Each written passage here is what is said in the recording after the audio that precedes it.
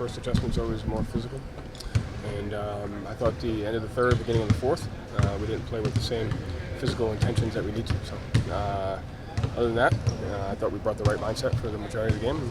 You know, the biggest test is doing the simple things better with more toughness, more physicality. Talk about the full 48, right? And it's tough. You're up. You got up as much as 29. But we know that Miami, whenever there's a sliver of an opportunity, they'll take it. So how do you find that switch where maybe the guys will let up a little bit, feeling comfortable, and you say, no, we're gonna try to make it.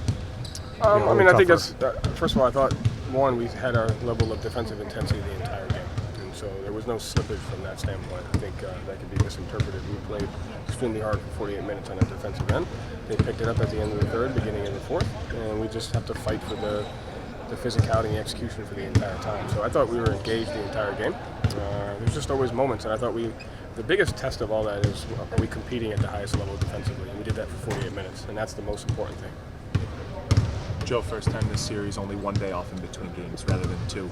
You think that favors the team that won, keep the momentum up, or maybe the team that lost and they're like, hey, we want to get right back out on the floor? The game favors the toughest team. Does it change preparation at all?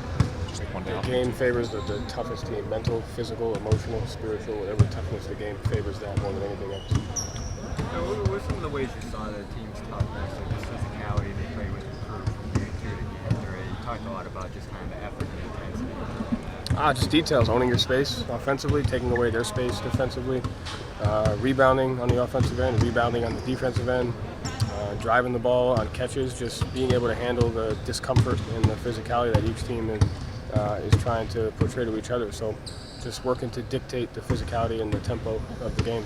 What would it say for Payton to be the guy who stepped up and said something after Herro threw the ball at Sam there? He was just talking about him kind of stepping in and saying something there. Just given what he's been through and how he's grown, what's it say that he was going to do? Yeah, I mean, Payton's been a tremendous catalyst for us, emotionally, physically, and then just his play in general. So it's the playoffs. There's trash talk. It's good. He's done a good job throughout the whole year. JT spends a lot of his time on help in defense, but last night you had him kind of jumping up to switch on to Herro and disrupt a lot of the rhythm. How effective was he kind of getting in the mix a little bit more? He has to take on the challenge. I think that's the strength of this team over the course of the season, and really since I've been here, is the best players take on the challenge defensively. It gets even more of a challenge and an opportunity during the playoffs, and we just have to answer the call to that. I thought he had moments of that, and we just got to continue to answer the call to the defensive physicality that's necessary. What was the difference for Darren from game 2 to game 3? I thought the faster we played, it gives open shots to other guys, and so we play with a different level of tempo, which allows us to get out and get some cross smash, gets guys off the body, and get to the second and third side, and so he was able to take advantage of that.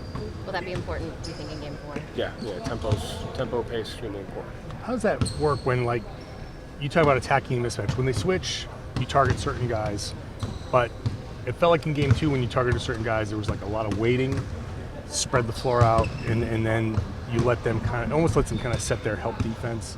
Versus last night, Jalen was really good at just catching the ball and going. How important is the tempo in that regard of just attacking? That's another level to the pace too, and it's not about attacking mismatches. It's just about just getting them away from the guys that they want to guard. Miami's really good at getting to the player that they want to guard, and so we did a good job of that. That's another way of playing with pace. Is quick attacks, quick movements, micro movements, those little things that open up small levels of space to be able to play, whether it's a roll, a pop, or something in transition. So that's important. Joe, do you enjoy the process of having to beat the same team again and again in different ways, like kind of the mono-a-mono matchup of a series, as opposed to a traditional tournament where there's you're facing different guys, you're advancing, you're facing, but this is the same team. You've got to figure out different ways. Yeah, there's challenges to both, right? But I think at the end of the day, we enjoy the challenge of how simple can you keep it, but can you find small ways to impact the game, and at the same time the choice that it takes mentally and physically to work to try to be the tougher team more times than not. Those things are fun and those are important. It's a good opportunity. All right. Thanks, Joe.